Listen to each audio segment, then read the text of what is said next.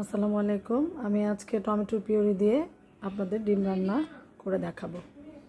আমি এখানে ডিম ভুনা তৈরির জন্য 12টার মতো ডিম নিয়েছি, 2 কাপ পেঁয়াজ কুচি, 4টা টমেটো কুচি করে নিয়েছি আর 10-12টার মতো কাঁচামরিচ কেটে নিয়েছি।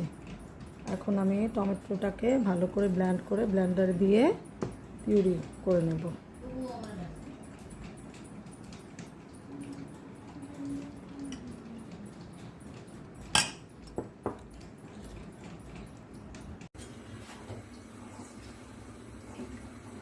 ডিমগুলো প্রথমে হলুদ, লবণ আর লাল মরিচের গুঁড়ো মিশিয়ে একটু হালকা করে ভেজে নেব।